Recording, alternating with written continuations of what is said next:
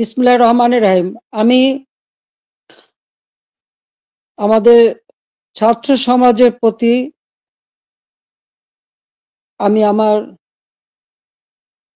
শুভেচ্ছা জানাই। আর বিশেষ করে ছাত্রলীগের সকল নেতা কর্মী যারা যেখানে আছে দেশে বিদেশে সকলকে আমি শুভেচ্ছা জানাচ্ছি। আসসালামু আলাইকুম এবং আদাব। সকলের জন্য আমার দোয়া আশীর্বাদ।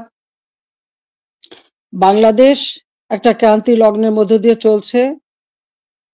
বাংলাদেশকে নিয়ে যেন একটা ধ্বংসের খেলা শুরু হয়েছে।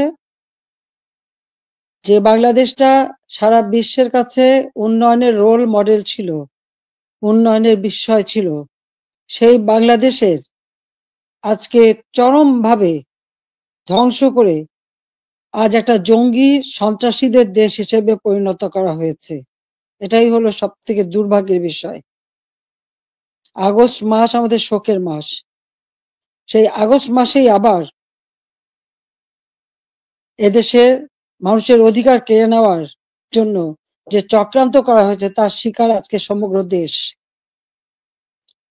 এদেশের বাংলাদেশের কৃষক, শ্রমিক, ছাত্র জনতা, সরকারি অসরকারি কর্মকর্তা কর্মচারী থেকে শুরু করে কেউ রেহাই পাচ্ছে না। পুলিশ বাহিনী কেউ রেহাই পাচ্ছে না।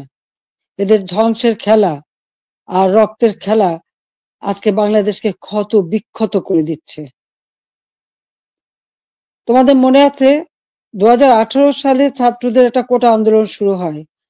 আমি তো সে আন্দোলন আমি তাদেরকে কিছুই বলিনি, বরং কোটা বন্ধ করে দিয়েছিলাম, তাদের দাবি পূরণ করেছিলাম।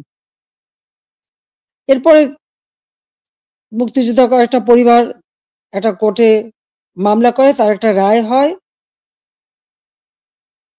সেই রায়ের যখন কোটা আবার চালু করে, আমরা সরকারের পক্ষ থেকেই রিট করে সেটা স্থগিত করে দিই। প্রকৃতপক্ষে আর কোটা আন্দোলন বা কোটা ইস্যুটাই ছিল না। কিন্তু এটা যে কোটা আন্দোলন ছিল না, এটা যে ছিল একটা ভিন্ন ষড়যন্ত্র, সেটা আমি বারবার বলেছি। এটা ছিল সেই একজন ক্ষমতার লোভী, তার মেটিকুলাস ডিজাইনের একটা অংশ। সেই অংশ হিসেবে সে ছাত্র হত্যা করেছে, জনগণকে হত্যা করেছে, আওয়ামী লীগের নেতাকর্মী হত্যা করেছে, পুলিশ হত্যা, সাংবাদিক হত্যা, সাংস্কৃতিক কর্মী হত্যা, সারা দেশটাকে ক্ষত বিক্ষত করা, অর্থনীতিকে ধ্বংস করা। আমাদের মহান নেতা জাতির পিতা বঙ্গবন্ধু শেখ মুজিবুর রহমান তার জীবনটাকে উৎসর্গ করেছেন বাংলার জনগণের জন্য। সেই ছাত্র জীবনে যখন পাকিস্তানি শাসকরা আমাদের মাতৃভাষায় কথা বলার অধিকার কেড়ে নেয়, তারই প্রতিবাদ তিনি করেছিলেন। ঢাকা বিশ্ববিদ্যালয়ে তিনি আইন বিভাগের ছাত্র ছিলেন।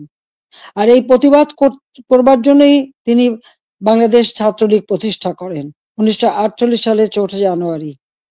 এবং বাংলাদেশ ছাত্রলীগ তমুদ্দুন মজলিস সহ আরো কয়েকটি প্রগতিশীল রাজনৈতিক দল নিয়ে ভাষা সংগ্রাম পরিষদ গঠন করেন। সেই ভাষা আন্দোলনে আমাদের যারা শহীদ হয়েছেন আমি তাদের আজকে স্মরণ করি। সালাম, বরকত, জব্বার যারা জীবন দিয়েছেন, রক্তের অক্ষরে বলে গেছেন আমরা মায়ের ভাষায় কথা বলতে চাই। আর এই আত্মত্যাগের মধ্য দিয়ে আমাদের যাত্রা শুরু। ধাপে ধাপে জাতির পিতা বঙ্গবন্ধু শেখ মুজিব এই বাংলাদেশের জনগণকে স্বাধীনতার চেতনায় উদ্বুদ্ধ করেন এবং তারই নেতৃত্বে আমরা পেয়েছি স্বাধীনতা, পেয়েছি মুক্তিযুদ্ধে বিজয়। আমি জাতির পিতা বঙ্গবন্ধু শেখ মুজিবুর রহমানের প্রতি শ্রদ্ধা জানাচ্ছি। শ্রদ্ধা জানাই জাতীয় চার নেতার প্রতি, 30 লক্ষ শহীদের প্রতি, 2 লক্ষ মা বোনের প্রতি। মুক্তিযোদ্ধাদের জানাই সশ্রদ্ধ সালাম। একটা যুদ্ধ বিধ্বস্ত দেশের দায়িত্বভার নিয়েছিলেন বঙ্গবন্ধু শেখ মুজিব। মাত্র 3 বছর 7 মাসের মধ্যে সে যুদ্ধের ভয়াবহতা কাটিয়ে ওঠেন। ধ্বংসস্তূপের উপর দাঁড়িয়ে যে যাত্রা শুরু করেছেন শূন্য হাতে, সেই বাংলাদেশকে তিনি মাত্র 3 বছর 7 মাসের মধ্যে একটা স্বল্পোন্নত দেশে উন্নীত করেন। সে সময় যখন বাংলাদেশের মানুষের শান্তি শৃঙ্খলা ফিরে আসে, মানুষ একটু সুন্দর জীবনের স্বপ্ন দেখতে শুরু করে, ঠিক তখন আসে আঘাত। 75 15ই আগস্ট। ওই ধানমন্ডি 32 নম্বর বাড়ি যেখান থেকে জাতির পিতা স্বাধীনতার ঘোষণা দিয়েছিলেন, পাকিস্তানি হানাদার বাহিনী তাকে গ্রেপ্তার করে নিয়ে গেছিল এই ঘটনার পর। তখন এই বাড়িটা তারা লুটপাট করেছিল, কিন্তু আগুন দিয়ে পোড়ায়নি, ভাঙেনি। মুক্তিযুদ্ধে বিজয়ের পর জাতির পিতা ফিরে আসতে সক্ষম হন বাংলাদেশে। 10ই জানুয়ারি 1972 সালে তিনি প্রত্যাবর্তন করেন। এই বাড়িতে বসেই তিনি কিন্তু বাংলাদেশের এই বিধ্বস্ত বাংলাদেশকে গড়ে তোলেন। রাষ্ট্রপতি হিসেবে তিনি কিন্তু রাষ্ট্রপতি ভবনে থাকেননি, বা প্রধানমন্ত্রী হিসেবে প্রধানমন্ত্রী ভবনে থাকেননি। এই ছোট বাড়িটা, যে বাড়িটা আমার মা অনেক কষ্ট করে প্রতিটি ইট নিজের হাতে গেড়ে তিনি এই বাড়িটা গড়ে তুলেছিলেন। ওই বাড়িতেই 15ই আগস্ট আমার বাবা জাতির পিতা বঙ্গবন্ধু শেখ মুজিবকে হত্যা করা হয়। আমার মা বেগম ফজিলাতুন্নেসা মুজিবকে হত্যা করে। আমার 3 ভাই, সকলেই আমার ছোট। মুক্তিযোদ্ধা ক্যাপ্টেন শেখ কামাল, মুক্তিযোদ্ধা লেফটেন্যান্ট শেখ জামাল এবং ছোট রাসেল, যার বয়স ছিল মাত্র 10 বছর। তাদেরকে তো কেউ নির্মমভাবে হত্যা করে। কামাল জামালের নবপরিণীতা বধূ সুলতানা এবং রোজি জামালকে হত্যা করে। আমার একমাত্র চাচা শেখ আবু নাসের, তিনিও মুক্তিযোদ্ধা, পঙ্গু ছিলেন। ঘাতকের নির্মম বুলেটের আঘাতে তিনিও জীবন হারান। রাষ্ট্রপতি মিলিটারি সেক্রেটারি ছুটে এসেছিলেন ব্রিগেডিয়ার জামিল উদ্দিন, তাকে হত্যা করে। পুলিশ অফিসার সিদ্দিকুর রহমানকে হত্যা করে। একই সাথে যুবনেতা শেখ ফজলুল হক মনিকে হত্যা করে, তার অন্তঃসত্ত্বা স্ত্রী আরজুমনি, তাকেও হত্যা করে। আব্দুর রব সানিবাদ, যিনি স্বাধীনতার সংগঠক ছিলেন, তাকে হত্যা করে। তার 10 বছরের ছেলে আরিফ, 13 বছরের মেয়ে বেবি, 4 বছরের নাতি সুকান্ত সহ ওই পরিবারের সদস্যদের নির্মমভাবে হত্যা করে। 15ই আগস্টে যারা শাহাদাত বরণ করেছে, আমি তাদের আত্মার মাগফিরাত কামনা করি।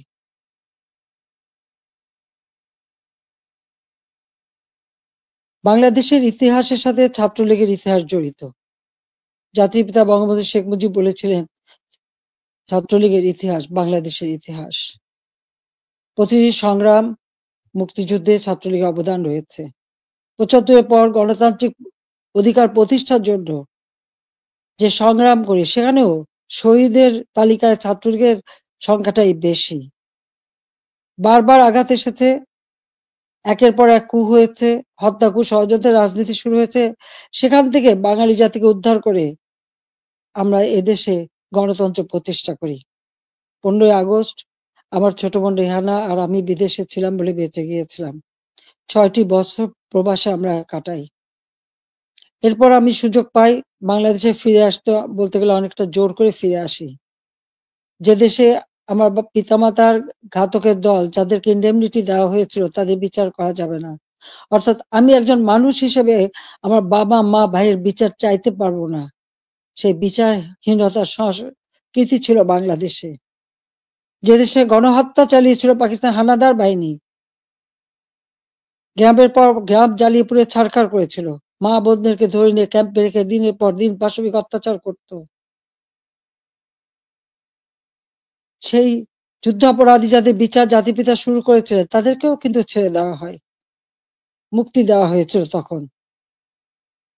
সেই অবস্থায়ও কিন্তু আমি দেশে ফিরে এসেছিলাম একটা প্রত্যয় নিয়ে, যে আদর্শ নিয়ে, যে চেতনা দিয়ে বাংলাদেশ স্বাধীন হয়েছে। যে চেতনা নিয়ে বাংলাদেশ স্বাধীন হয়েছে, সেই মুক্তিযুদ্ধের চেতনাকে বাস্তবায়ন করা।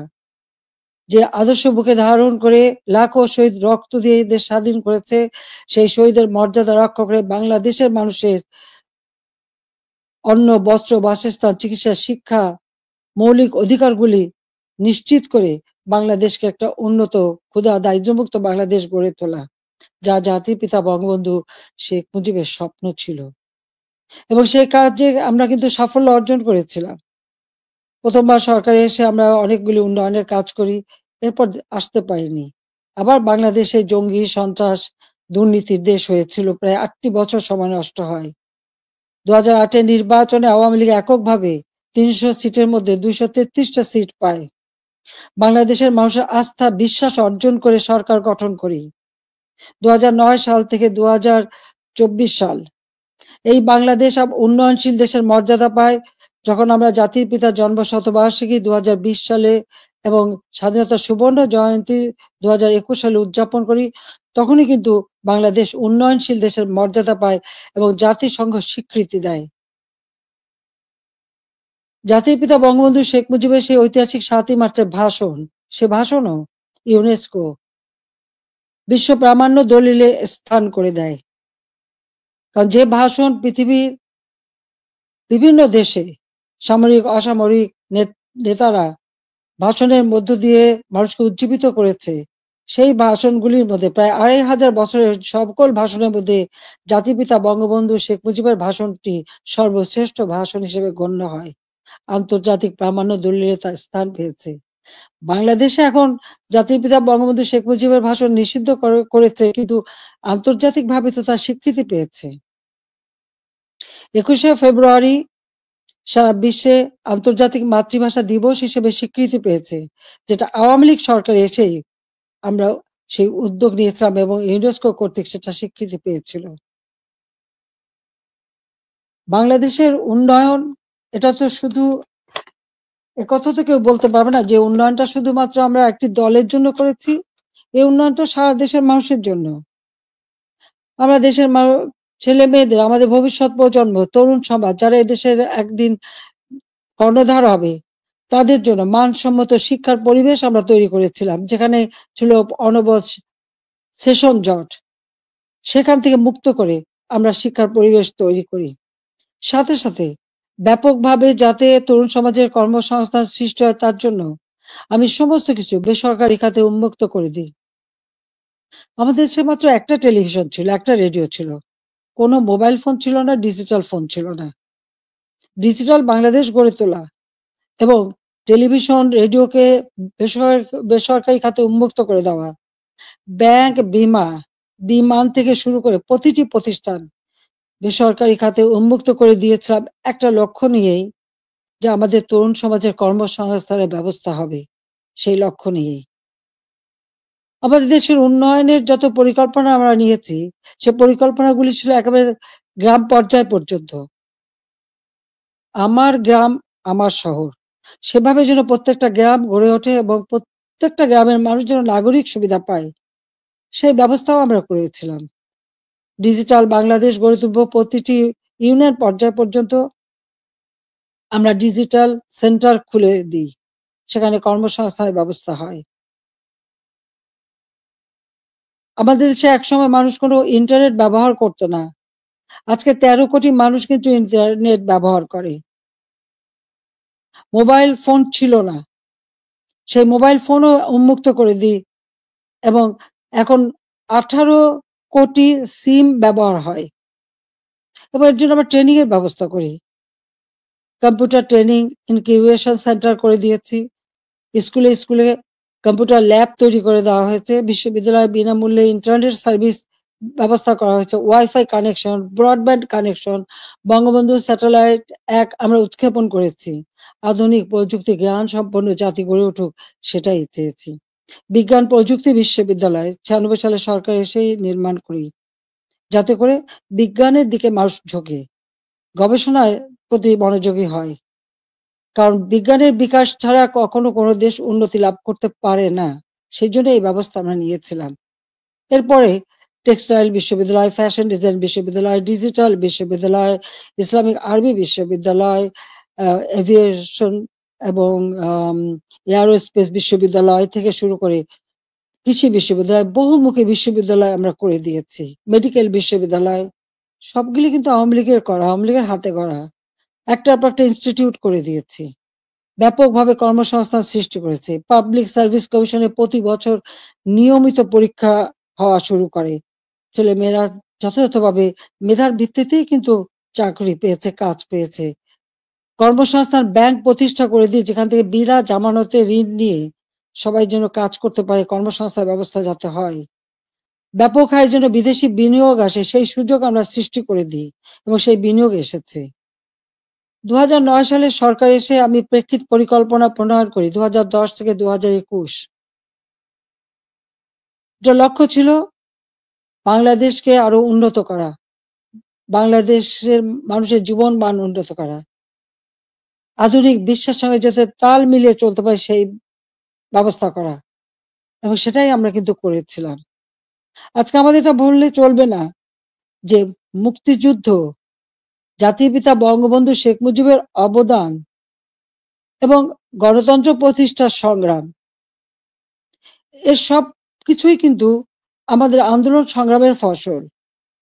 জাতির পিতা বঙ্গবন্ধু শেখ মুজিব যদি এদের স্বাধীন না করতেন, তাহলে আমরা কোথায় থাকতাম? পাকিস্তানের একটা প্রদেশ। পাকিস্তান না বলে একজন বাঙালি কিন্তু সেক্রেটারি হতে পারেনি, একজন বাঙালি কিন্তু মেজর জেনারেল পর্যন্ত যেতে পারেনি, মাত্র মেজর হিসেবে থাকতে পারত, একজন মাত্র কর্নেল ছিল। পাকিস্তান আমলে কিন্তু আমাদের শিক্ষার কোনো উচ্চশিক্ষার সুযোগই ছিল না। এমনকি বিদেশে যেতে হলে ওই পাকিস্তানের রাজধানীতে যে বিদেশের আমাদের পাসপোর্ট এবং ভিসা নিতে হতো, আন্তর্জাতিক ফ্লাইট করাচি থেকে নিতে হতো। সেটা আমার নিজের অভিজ্ঞতা আছে। 69 সালে যখন ওই বিদেশে যাই, ওই করাচিতে যে থেকে ভিসা নিয়ে তারপর যেতে হয়েছে। কিন্তু দেশ স্বাধীন হবার পরে তো সেটা ছিল না। আমদানি রপ্তানি ব্যবসা পূর্ববঙ্গে কেউ করতে পারতো না, ওই পাকিস্তানে যেই করতে হতো। কিন্তু আমরা স্বাধীনতা অর্জন করতে পেরেছি বলেই সকল সুযোগ আমরা পেয়েছি, আমাদের ছেলেমেয়েরা উচ্চ শিক্ষার সুযোগ পেয়েছে। আমাদের মুক্তিযুদ্ধের ইতিহাস আমাদের গৌরবের ইতিহাস, আমাদের বিজয়ের ইতিহাস। এই ইতিহাসকে মুছে ফেলতে পারবে না। আমি জানি এটা মুছে ফেলার চেষ্টা হচ্ছে, সংবিধানকে ধ্বংস করা, জাতীয় পতাকা ধ্বংস করা, অনেক চেষ্টাই করা হয়েছে। কিন্তু লাখো শহীদের রক্তের বিনিময়ে যে পতাকা পেয়েছি, যে সংবিধান পেয়েছি, যে স্বাধীনতা পেয়েছি, তা ওই কয়েকজন বুলডোজার দিয়ে ভেঙে গুড়িয়ে দেবে এ শক্তি তাদের হয়নি এখনো। এটা তাদের দুর্বলতার প্রকাশ। তারা একটা দালান ভাঙতে পারে, কিন্তু ইতিহাসকে তারা ধ্বংস করতে পারে না। ইতিহাস কিন্তু তার প্রতিশোধ নেয়, এটাও তাদের মনে রাখতে হবে। একবার মুছে ফেলা হয়েছিল 75-এর পর, এরপরে আবার এখন শুরু। যারা এটা করছে তারা তাদের হীনমন্যতার পরিচয় দিচ্ছে। তাদের কাছে বোধহয় বাংলাদেশের স্বাধীনতাটা পছন্দ হয় না, ওই পাকিস্তানিদের মানে অধীনে থাকা আর তাদের পদলেহন করাটাই তাদের বোধহয় পছন্দ। আজকে অন্তত আমরা বলতে পারি, জাতির পিতা স্বাধীনতার পর যুদ্ধ বিধ্বস্ত দেশ যখন গড়ে তোলেন, তখনও কিন্তু ছাত্রছাত্রীদের বিনামূল্যে বই দিতেন, বিনামূল্যে কাপড় চোপড় দিয়েছেন, প্রত্যেক বাড়ি বাড়ি ত্রাণ সামগ্রী পৌঁছে দিয়েছেন। বাংলাদেশের মানুষের কল্যাণে তিনি কাজ করে দিয়ে গেছেন এবং পথ দেখিয়ে দিয়ে গেছেন। আর তারই পদাঙ্ক অনুসরণ করে আমরা বাংলাদেশ পরিচালনা করে বাংলাদেশকে কিন্তু উন্নত করেছি। আজকে আমরা বিনামূল্যে পাঠ্য পুস্তক দিতাম 1 জানুয়ারি। আমার প্রশ্ন, এবছরে কেন এখনো বই দিতে পারলো না? ফেব্রুয়ারি মাস শুরু হয়ে গেছে, এখনো বই দিতে পারেনি। অথচ কোভিডের সময় যখন অর্থনৈতিক মন্দা বিশ্বব্যাপী, তখনও আমরা ঠিক 1 জানুয়ারি আমাদের শিক্ষার্থীদের হাতে বই তুলে দিয়েছিলাম সময় মতো। তাদের পড়াশোনা, স্কুলে যাওয়া বন্ধ ছিল, অনলাইনে পড়াশোনা করা বা টেলিভিশনের মাধ্যমে এক একটা ক্লাসগুলি সেটা তুলে ধরা তাদের কাছে।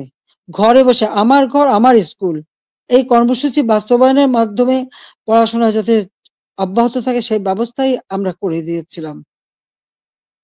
প্রত্যেকটা শিক্ষা প্রতিষ্ঠান একেবারে প্রাইমারি লেভেল থেকে নিয়ে শুরু করে সবগুলি কিন্তু উন্নতি আমরা করেছি। মাদ্রাসার শিক্ষার উন্নতি করেছি, স্বীকৃতি দিয়েছি, কমই মাদ্রাসাকেও আমরা স্বীকৃতি দিয়েছি, এবং অনেক মাদ্রাসা আমরা সরকারিকরণ বা সেগুলি আমরা যাতে আমাদের সব রকম সহযোগিতা পাই সেই ব্যবস্থা আমরা করে দিয়েছি। আমাদের শিক্ষা যাতে কোনো মতে ক্ষতি না হয়, প্রত্যেকটা ছেলেমেয়েরা যাতে স্কুলে যেতে পারে, প্রি প্রাইমারি শিক্ষা আমরাই প্রতিষ্ঠিত করি, এবং সেই সাথে সাথে মায়ের নামে আমরা একটা বিশেষ অনুদান পাঠাতাম বাচ্চাদের স্কুলে পাঠানোর জন্য। উপবৃত্তি দেওয়া, বৃত্তি দেওয়া এবং উচ্চশিক্ষার সুযোগ করে দেওয়া, সেই পদক্ষেপ আমরা নিয়েছিলাম যাতে আমাদের গরিব মেধাবী ছেলে মেয়েরা যথাযথভাবে পড়াশোনা করতে পারে, সেই সুযোগটা আমি করে দিয়েছিলাম। 4 কোটির উপর শিক্ষার্থী এই সুযোগ পেত। এমনকি বঙ্গবন্ধু মেমোরিয়াল ট্রাস্ট, আমরা যখন দেশে ফিরে আসি, ওই বাড়িটি আমরা তো ব্যক্তিগত কাজে ব্যবহার করিনি। 32 নম্বরের বঙ্গবন্ধু ভবন আমরা 2 বোন জনগণকে দান করে দিয়েছিলাম বঙ্গবন্ধু মেমোরিয়াল ট্রাস্ট করে, এবং সেখানে একটি মিউজিয়াম করেছিলাম সেই স্মৃতি রক্ষার জন্য। আর সেই ট্রাস্টের মাধ্যমে ছাত্রছাত্রীদের আমরা বৃত্তি দিতাম, কম করে হলেও 500 টাকা, উপরে 2000 টাকা। মেডিকেল ইঞ্জিনিয়ারিং পর্যন্ত যারা পড়তো সকলের জন্য এই বৃত্তি উন্মুক্ত ছিল। 1800 শিক্ষার্থীকে আমরা বৃত্তি দিতাম। তাছাড়া অনেক দুস্থ এবং গ্রেনেড হামলা আহত নিহত পরিবার, তাদেরকে মাসোহারা দিতাম। কোভিডের সময় এই বঙ্গবন্ধু মেমোরিয়াল ট্রাস্ট থেকেই 5 কোটি টাকা দিয়ে আমি ফান্ড করে দিয়েছিলাম প্রাইম মিনিস্টার অফিসে, যেখান থেকে কোভিডে যারা আক্রান্ত তাদের সহযোগিতা করা। আমরা ভূমিহীন গৃহহীনদের ঘরবাড়ি করে দিই। বঙ্গবন্ধু মেমোরিয়াল ট্রাস্ট থেকে 5 কোটি টাকা দিয়ে আমি বিশেষ তহবিল গঠন করে দিই, যেখানে জমি পাওয়া যেত না সেই জমি ক্রয় করে ভূমিহীন গৃহহীন মানুষকে ঘরবাড়ি করে দেওয়া। যাদের ঠিকানা ছিল না তাদের আমি ঠিকানা দিয়েছিলাম। এমনকি এই আশ্রয়ণ প্রকল্পের থেকে পুলিশের চাকরিও পেয়েছে আমাদের অনেক ছেলে মেয়ে, কারণ তাদের ঠিকানা হয়েছিল, আগে তাদের ঠিকানা ছিল না। 58টা জেলা ভূমিহীন গৃহহীন মুক্ত করেছিলাম। আমাদের লক্ষ্য ছিল যে আমরা সমগ্র জেলায় কোনো মানুষ ভূমিহীন গৃহহীন থাকবে না, সকলের একটা মর্যাদা থাকবে। ঢাকা শহরে বস্তিবাসীর জন্য আমি ফ্ল্যাট বাড়ি নির্মাণ করে সেখানে তাদের থাকার ব্যবস্থা ভাড়া ভিত্তিক, বস্তিতে যে ভাড়া দিত সেই ভাড়াতেই যা থাকতে পারে সেই ব্যবস্থা করেছি। আমাদের দেশের যারা সুইপার, হরিজন, দলিত শ্রেণী, তাদেরকে ফ্ল্যাট বাড়ি নির্মাণ করে দিয়েছি। এবং আমাদের বেদে কুষ্ঠরোগী, হিজড়া, প্রতিটি অনগ্রসর যারা, তাদের জন্য বিনামূল্যে ঘর এবং তাদের জীবন জীবিকার ব্যবস্থা আমরা করে দিয়েছি। বাংলাদেশে আমি যখন 96 সালে সরকার গঠন করি, মাত্র 1600 মেগাওয়াট বিদ্যুৎ ছিল। আমি 4300 মেগাওয়াটে উন্নীত করেছিলাম। কিন্তু পরবর্তীতে 8 বছর পর যখন আবার সরকারে আসি, তখন পেয়েছিলাম মাত্র 3200 মেগাওয়াট। আমরা উদ্যোগ নিই, ঘরে ঘরে বিদ্যুৎ দেব, প্রতিটি ঘর আলোকিত করব। আমাদের কথা রেখেছি, প্রত্যেক ঘরে ঘরে আমরা বিদ্যুৎ পৌঁছে দিয়েছিলাম, প্রতিটি ঘর আলোকিত করেছিলাম। আমাদের লক্ষ্য ছিল যে একটি মানুষও কুঁড়ে ঘরে বাস করবে না, নিদেন পক্ষে একটা টিনের ঘরেও হলেও তাদের দেব। সেটা কিন্তু আমরা দিতে পেরেছি, এবং এর পরবর্তীতে এসে সেমি পাকা ঘর আমরা দিয়ে দিয়েছি, যাতে মানুষ বাঁচতে পারে। খেলাধুলায় আরো আগ্রহী যাতে হয়, ক্রিকেট টেস্ট ম্যাচ, সেটাও আমার সময় অর্জন করা, এবং সেই সঙ্গে সঙ্গে তাদের ট্রেনিং করানো। ক্রিকেট, ফুটবল বা দেশীয় খেলা, হকি, প্রত্যেকটা খেলার সুযোগ আমরা করে দিয়েছি, এবং ছেলে মেয়ে উভয় সুযোগ পেত। আমাদের সে প্রাইমারি স্কুলে মেয়েদের জন্য বঙ্গমাতা গোল্ড কাপ টুর্নামেন্ট এবং ছেলেদের জন্য বঙ্গবন্ধু শেখ মুজিব গোল্ড কাপ টুর্নামেন্টের মাধ্যমে সেই ছোট্টবেলার থেকে যাতে তারা খেলতে পারে সেই ব্যবস্থা আমরা করে দিয়েছি। আজকে কি দুর্ভাগ্য আমাদের, আমাদের মেয়েরা ফুটবল খেলতে যে সারা অনেক দেশ থেকে কিন্তু তারা জয়ী হয়ে এসেছে, বাংলাদেশের সুনাম করে এসেছে, আজকে আমাদের দেশে তারা খেলতে পারছে না কেন? মেয়েদের খেলার অধিকার নাই কেন, সেটা আমার প্রশ্ন। তাদেরকে কেন বাধা দেওয়া হলো? যারা এই বাধা দেন তারা কি ভুলে যান আমাদের নবী করিম সাল্লাল্লাহু আলাইহি সাল্লাম যখন ইসলাম ধর্ম প্রচার করেন, তখন কে প্রথম ইসলাম ধর্ম গ্রহণ করেছিল? ইসলাম ধর্ম গ্রহণ করেছিল একজন নারী, তিনি বিবি খাদিজা। তিনি প্রথম ইসলাম ধর্ম গ্রহণ করেন। সে কথাটা তাদের ভুললে চলবে না।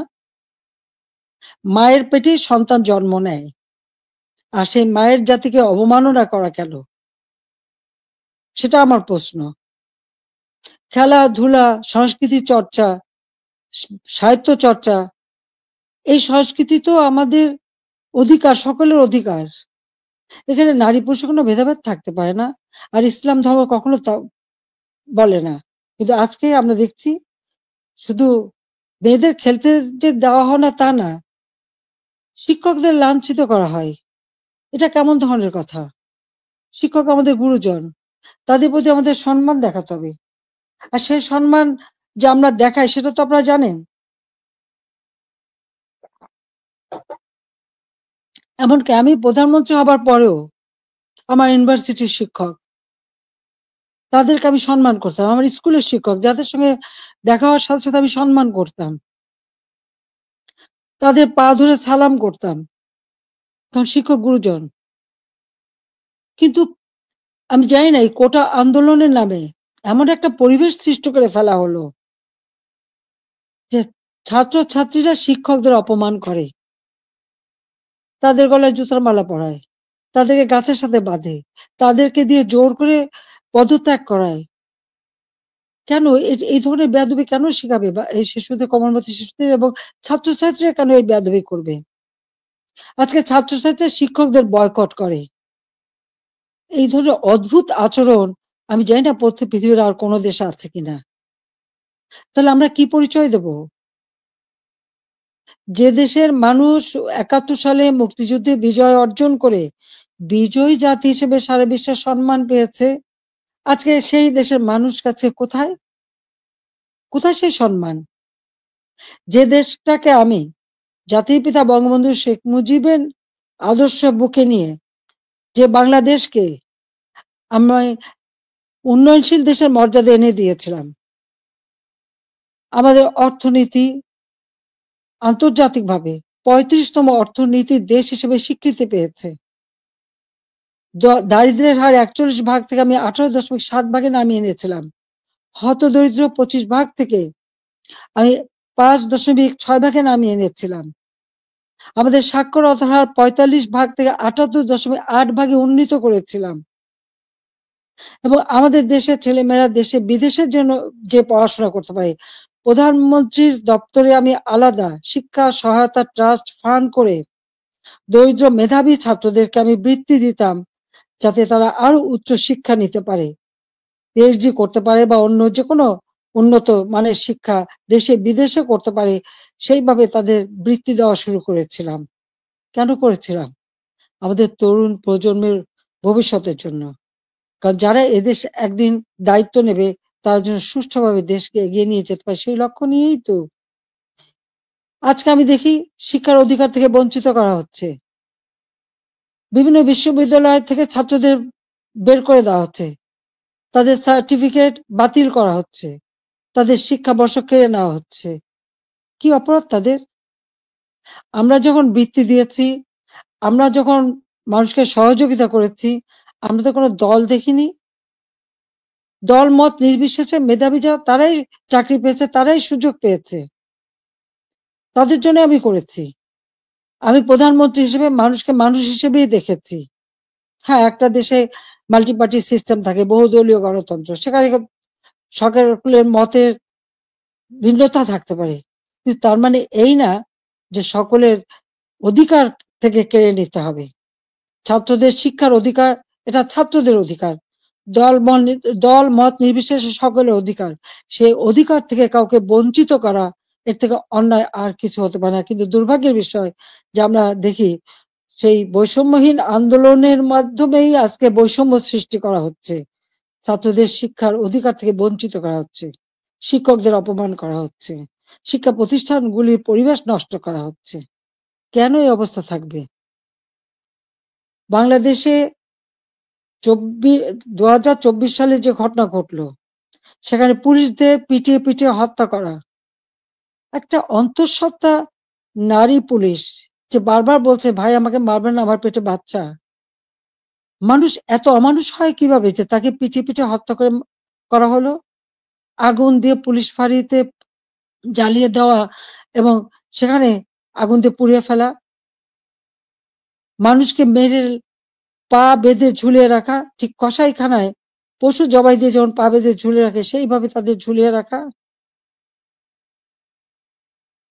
যারা এমনকি তাদেরকে এমন ভাবে অপমান করা, কাপড় খুলে নিয়ে তাদেরকে এক একজনকে কিভাবে বেজ্জতি করা। যারা এইসব ঘটনা ঘটে তাদের মধ্যে কি এতটুকু মানবিকতা নেই, এতটুকু শালীনতা বোধ নেই? কি করে একটা মানুষ এভাবে মানুষকে অত্যাচার করতে পারে? আমরা তো ১৫ বছর ৭ মাস তো ক্ষমতায় ছিলাম। এইভাবে তো আমরা কাউকে অপমান করিনি বা এভাবে দলীয়করণ আমরা করিনি। ব্যবসা-বাণিজ্য আজকে কেউ করতে পারছে না। ব্যবসায়ীদের উপর অনবরত আক্রমণ, গ্রেপ্তার, কলকারখানা বন্ধ, হাজার, হাজার শ্রমিক বেকার হয়ে যাচ্ছে। আজকে কৃষক চাষ করতে পারছে না। সার নেই, বিদ্যুৎ নেই, সেচ দিতে পারে না। এই অবস্থা তো বাংলাদেশে ছিল না। আমি তো এই অবস্থা রেখে আসিনি। বাংলাদেশে মানুষের খাদ্য নিরাপত্তা নিশ্চিত করেছি। উত্তরবঙ্গে মঙ্গা লেগেই থাকতো, সেখানে মঙ্গা দূর করেছি। যারা একবেলা খাবার পেত না, অন্তত ৩ বেলা তারা খাবার পেত। বিদেশ থেকে পুরনো কাপড় এনে পরানো হতো। কই আওয়ামী লীগ সরকার আসার পর তো বিদেশ থেকে পুরনো কাপড় এনে পরানো লাগেনি। অন্ন, বস্ত্র, বাসস্থান, চিকিৎসা, শিক্ষা সব ব্যবস্থাই তো করেছিলাম। কমিউনিটি ক্লিনিকের মাধ্যমে ৩০ প্রকার ঔষধ বিনামূল্যে দেওয়া হতো। আন্তর্জাতিক মানের চিকিৎসা সেবা দেওয়ার জন্য আন্তর্জাতিক মানের হাসপাতাল তৈরি করেছি। বেসরকারি খাতে উন্মুক্ত করে দিয়েছি। প্রায় ৪৪,০০০-এর মতো নার্স নিয়োগ দিয়েছি, ২২,০০০ ডাক্তার নিয়োগ দিয়েছি। মানুষের সেবা মানুষ যাতে পায় সেই ব্যবস্থাই আমরা নিয়েছি। কিন্তু আজকে যেন সব বৃথা হয়ে গেল। অপরাধটা কি আমার? আমি সেটা জানতে চাই। যারা আমাকে স্বৈরাচার বলেন, গণহত্যা বলেন, আজকে আমার জিজ্ঞাসা, আজকে যে বাংলাদেশের যে অবস্থা চলছে, এই যে পুলিশ হত্যা, আওয়ামী লীগের প্রায় ৪০০ মতো নেতাকর্মীকে নির্মমভাবে হত্যা করা হয়েছে। হাত কেটে, পা কেটে, গলা কেটে হত্যা করা। ছাত্র, যুবক, মহিলা কেউ তো ছাড়া পাচ্ছে না। ছেলেকে পায় না বলে মাকে গ্রেপ্তার করা, মাকে গাছের সাথে বেঁধে অপমান করা, জায়নামাজের উপরে কুপিয়ে মারা অথবা আগুন দিয়ে পুড়িয়ে ফেলা। এ কি বর্বরতা? এ কোন ধরনের বর্বরতা? তো এরা কারা? এরা কি গণহত্যাকারী না? এরা কি স্বেচ্ছাচারী না? একজন যাকে সবথেকে বেশি সহযোগিতা আমি করেছিলাম,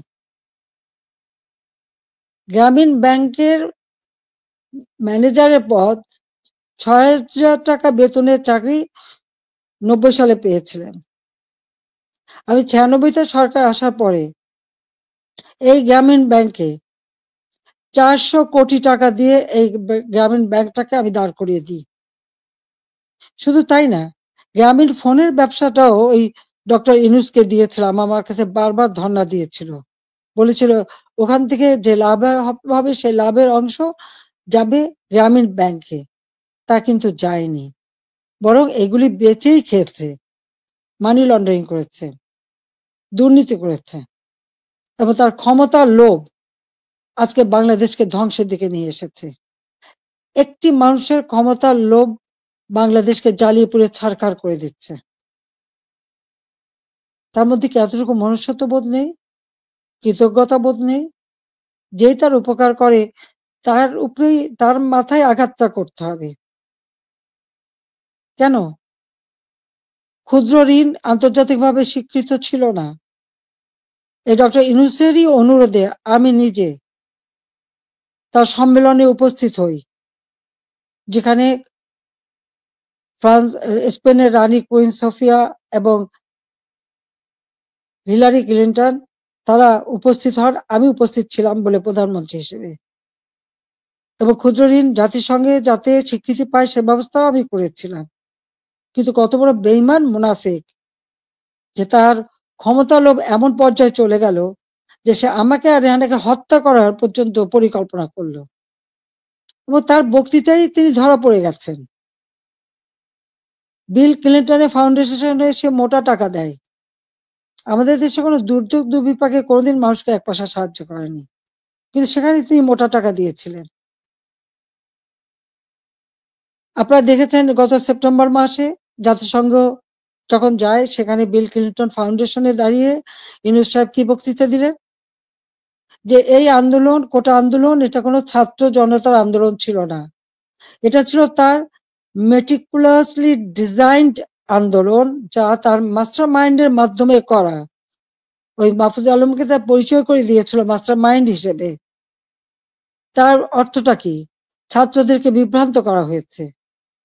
আমাদের ছাত্ররা কোমলমতি, তারা ঠিক কোনটা সঠিক সবসময় তো বুঝতে পারে না, তারা ঝুঁকে চলে এসেছে। আবার আরেকজন সমন্বয়ক বলল কি, গণভবন আক্রমণের আগে বেশি ছাত্র পায়নি, তাই ফলস আইডি কার্ড করে ভুয়া ছাত্র বানিয়ে নিয়ে এসেছিল। তার মানে এদের উদ্দেশ্যটা কি ছিল? আমি আজকে জাতির কাছে এটা জানতে চাই, এবং জাতির কাছে আমি বলবো, 15ই আগস্ট আমরা 2 বোন বেঁচে গিয়েছিলাম, এটাই কি আমাদের অপরাধ? বাবা মা ভাই সব হারিয়েছিলাম, সব হারিয়েও সেই শোক ব্যথা বুকে নিয়েও ফিরে এসেছি বাংলাদেশের মানুষের কাছে। কেন? আমি দেখেছি একটার পর একটা কূপ হচ্ছে, মুক্তিযোদ্ধাদের হত্যা করা হচ্ছে, গণতান্ত্রিক অধিকার নেই, পেটে ভাত নেই, প্রতিনিয়ত দুর্ভিক্ষ, চারিদিকে হাহাকার। যে বাংলাদেশ জাতির পিতা স্বাধীন করেছিলেন, দুঃখী মানুষের মুখে হাসি ফোটাবেন, মানুষের ক্ষুধার অন্ন যোগাবেন, সকল মৌলিক অধিকার নিশ্চিত করবেন, সেই বাংলাদেশে প্রতিনিয়ত এই ক্ষমতার লড়াই, একটা অশান্ত পরিবেশ। বাংলাদেশের মানুষের আর্থসামাজিক উন্নয়ন করবার জন্যই আমি এসেছিলাম, এবং আমি তা করেছি। কই, আমরা নিজের জন্য তো কিছু করিনি? আমাদের ছেলে মেয়ে, 5টা ছেলে মেয়ে, রানার আমার, তারা চাকরি করেছে, পড়েছে, লেখাপড়া শিখেছে, অক্সফোর্ড, হার্ভার্ড, এলএসসি অথবা লন্ডন স্কুল, বিভিন্ন জায়গা থেকে তারা ডিগ্রি পেয়েছে, তারা নিজেদের যোগ্যতায় ডিগ্রি নিয়েছে। তাদের জন্য তো আমি কিছু করিনি। তারা নিজের লেখাপড়া শিখে নিজের পায়ে দাঁড়িয়েছে। আমি তাদের একটা কথাই আমরা 2 বোন বলেছি আমাদের ছেলে মেয়েদেরকে, যে তোমাদের জন্য কোনো সম্পদ রেখে যেতে পারবো না, তোমাদের শিক্ষাটাই হবে তোমাদের একমাত্র সম্পদ। এবং তারা তাই করেছে, সেভাবেই তারা লেখাপড়া শিখে সেইভাবেই জীবনযাপন করে। আমি তো আমার নিজের জন্য কিছু করতে যাইনি, একমাত্র 32 নম্বর বাড়িটা, সেটাও তো আমি জনগণকে দান করে দিয়েছি আমরা 2 বোন। হ্যাঁ, জাতির পিতা পরিবারের নিরাপত্তা দেওয়ার জন্য একটা আইন করা হয়েছিল, সেই সূত্রে একটা বাড়ি রেহানাকে থাকতে দেওয়া হয়েছিল। আর আমার স্বামী, তিনিও চাকরিজীবী নিউক্লিয়ার সায়েন্টিস্ট ছিলেন, তার একটা বাড়ি 5 নম্বরে, যেটা জয়পুতুলের। আজকে সেই বাড়িও পুড়িয়ে দেওয়া হয়েছে, রেহানার বাড়িও লুট করা হয়েছে। আর গণভবন তো সরকারি, সেটা ভাঙাচোরা লুটপাট 2 হাতে লুট করা হয়েছে। এমনকি ডক্টর ইউনূস নিজেই ওখানে চলে গেছেন তার সমন্বয়কদের সাথে নিয়ে, উপদেষ্টাদের সাথে নিয়ে, তিনিও বোধহয় লুটপাট করতে গিয়েছিলেন। আর 32 নম্বর, এটা তো আমরা কোনো ব্যক্তিগতভাবে ব্যবহার করিনি।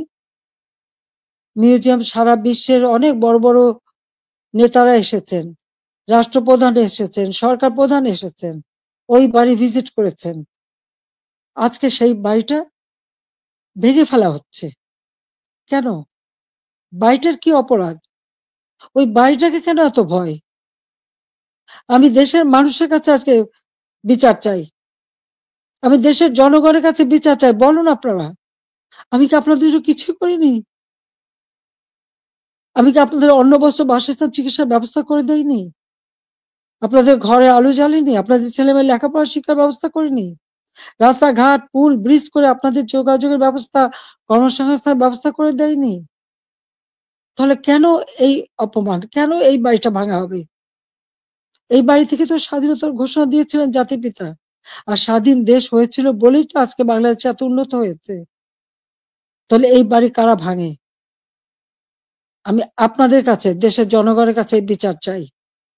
আমি ছাত্র সমাজের কাছেও এটা বলবো, যে যারা বিভ্রান্ত করে তোমাদেরকে বিভ্রান্তির পথে নিয়ে গিয়েছিল, ওই সাধারণ ছাত্রছাত্রীদের প্রতি তো আমাদের কোনো রাগও নেই, কোনো অভিযোগও নেই। কারণ আমি জানি তোমাদের এই বয়সটাই এরকম। কিন্তু সকলে তো এর মধ্যে ঢুকেনি তো। যারা আজকে এই ধরনের ধ্বংস করছে, যারা মানুষ হত্যা করেছে, তারা তো খুনি হিসেবে চিহ্নিত হবে। এখানে সাধারণ ছাত্রছাত্রীদের কোনো দায়বদ্ধতা নেই। কাজে আমি মনে করি যে এর থেকে সাধারণ ছাত্রছাত্রীদের দূরে থাকা ভালো। এদের এই ধ্বংস যজ্ঞের যেন অংশ না নেয়, বরং লেখাপড়ার পরিবেশ ফিরে আসুক, আরো উন্নত জীবন তোমরা পাও, আমি সেই দোয়াই করি। কিন্তু যে ইতিহাস আমাদের রক্তের অক্ষরে লেখা, সেই ইতিহাস ভুললে পরে নিজেদের অস্তিত্ব থাকবে না। সেই ইতিহাস ভুললে পরে আমরা বিশ্বে মাথা তুলে দাঁড়াতে পারবো না, চলতে পারবো না। 15ই আগস্টের পরে আমরা পারতাম না। খুনের জাতি হিসেবে পরিচিত ছিল এই দেশ, ভিক্ষার জাতি হিসেবে পরিচিত ছিল, প্রাকৃতিক দুর্যোগের দেশ হিসেবে পরিচিত ছিল। আমি সেখান থেকে বাংলাদেশকে উন্নত করে উন্নয়নের রোল মডেল হিসেবে সারা বিশ্বে বাংলাদেশের সম্মান নিয়ে এসেছিলাম। সারা বিশ্ব বাংলাদেশের উন্নয়নকে বিস্ময় বলে পরিচয় করত, তারা বিস্ময় বলে স্বীকার করত। কিন্তু 2024 সালের এই আগস্ট মাস থেকে আজকে বাংলাদেশ আবার সেই ধ্বংসের দেশ। আমার একটা প্রশ্ন, জুলাইয়ের 15 তারিখ থেকে যত রকমের হত্যাকাণ্ড, পুলিশ হত্যা, আওয়ামী লীগ নেতাকর্মী হত্যা, ছাত্র হত্যা, শিশু হত্যা, যত হত্যা হয়েছে, কেন ইন্ডেমনিটি দেওয়া হলো? অপরাধ করলে অপরাধীদের শাস্তি পেতে হবে। যারা অগ্নিসংযোগ করা হলো, ওই মেট্রো রেল, তারপরে এক্সপ্রেসওয়ে, ফ্লাইওভার বা প্রত্যেকটা বিটিভি থেকে শুরু করে প্রতিটি প্রতিষ্ঠানে যে আগুন দেওয়া হলো, এবং সেটা সমন্বয়ক একজন বলেছে পুলিশ হত্যা না করলে আর মেট্রো রেলে আগুন না দিলে নাকি বিপ্লব সফলতা। কিসের বিপ্লব? এই হত্যাযজ্ঞ ধ্বংসলীলাই কি বিপ্লব? বিপ্লবের অর্থ বোঝে? তারা নিজেরাই স্বীকার করছে, আর সেখানে তাদেরকে ইন্ডেমনিটি দেওয়া হয়েছে। অপরাধ যারা করে তারাই দায় মুক্তি পায়, আর অপরাধী তাদের বিচার কিন্তু একদিন না একদিন হবেই। এটা সকলের মনে রাখতে হবে। তো আমি আজকে এখানে ছাত্র সমাজ আছে, আমি সবাইকে বলবো অন্তত মনোযোগী হও পড়াশোনায়, নিজের পায়ে দাঁড়াও, নিজের পিতামাতাকে সম্মান করো, শিক্ষকদের সম্মান করো, নিজের শিক্ষা প্রতিষ্ঠান, এই প্রতিষ্ঠান কোনো জঙ্গিদের হাতে তুলে দিও না। এই শিক্ষার অনেক কষ্ট করেই আমরা শিক্ষার পরিবেশ এনেছিলাম, যেখানে প্রতিদিন বোমাবাজি আর অস্ত্রের ঝনঝনানি ছিল, সেখান থেকে মুক্ত করে চমৎকার পরিবেশ করে দিয়েছিলাম, কোনো সেশন জট ছিল না। কিন্তু আজকে আবার সেই সেশন জট, আজকে আবার একটা দুঃসময় যাচ্ছে। আমাদের এই তরুণ সমাজই পারে এখান থেকে পরিবর্তন আনতে। যে চেতনা নিয়ে লাখো শহীদ রক্ত দিয়েছে, সে চেতনাকে ধ্বংস হতে দিও না, তাহলে নিজেরা বিদেশেও মুখ দেখাতে পারবে না, দেশেও না। মানুষের ধিক্কার ছাড়া কিছু জুটবে না। কাজে সকলে সাধারণ শিক্ষার্থীদের বলবো, তোমরা দেশকে ভালোবাসো, দেশের মানুষকে ভালোবাসো, মানুষের কল্যাণে কাজ করো। আর ওই যারা জঙ্গি, সন্ত্রাসী, যারা অগ্নিসংযোগ, মানুষ হত্যা আর এই ভাঙচুর করতে পারে, ইতিহাস মুছে ফেলতে চায়, তাদেরকে ধিক্কার জানাও। আজকে আবার আমি এখান থেকে বিদায় নেব। তার আগে আমি এটুকুই বলবো, দেশের মানুষের কাছেই আমার জিজ্ঞাসা, যে যারা মানুষ হত্যা করে, যারা ধ্বংসযজ্ঞ চালায়, তারা ফ্যাসিবাদী, না যারা মানুষের কল্যাণ করে, অন্ন বস্ত্র বাসস্থানের ব্যবস্থা করে, ঘরে ঘরে আলো জ্বালে, দেশের মানুষকে উন্নত জীবন দেয়, তারা ফ্যাসিবাদী? কারা স্বৈরাচার?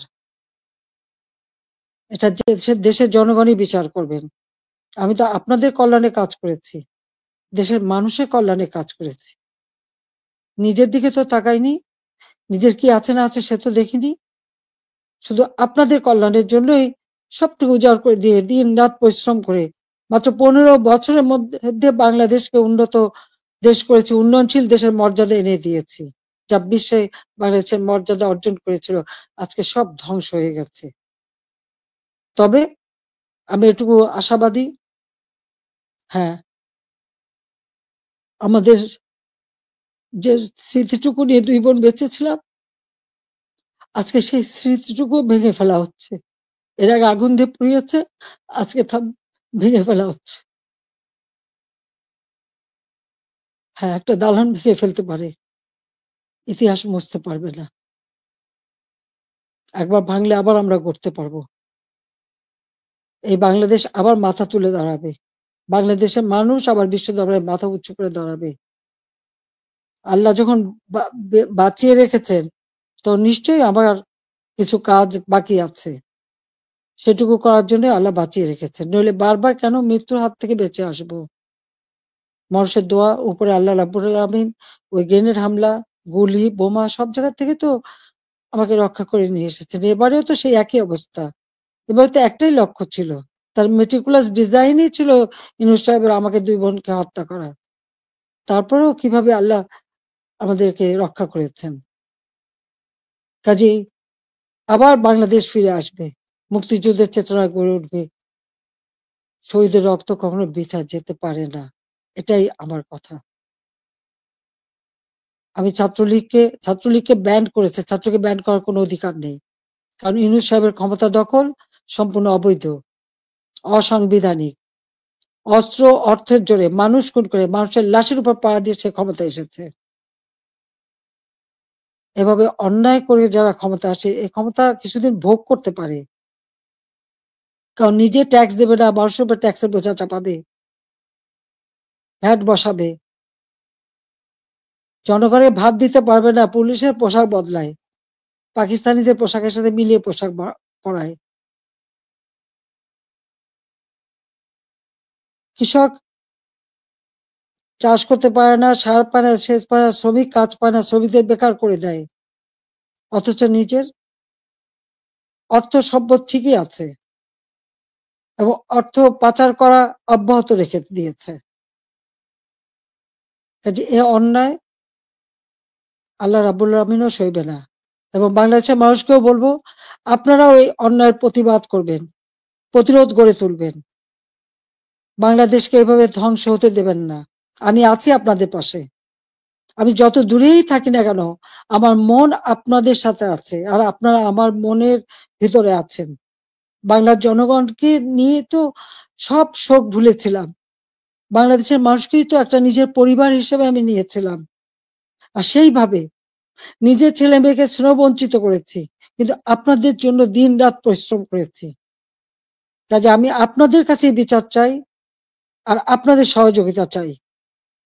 যে এই ধ্বংসযজ্ঞ থেকে যেন বাংলাদেশ মুক্তি পায়, এই দমবন্ধ করা পরিবেশ থেকে যেন বাংলাদেশের মানুষ মুক্তি পায়, বাংলাদেশের মানুষ যেন জীবনের নিরাপত্তা পায়, শান্তিতে চলতে পারে, সেটাই আমাদের কামনা, সেটাই আমরা চাই।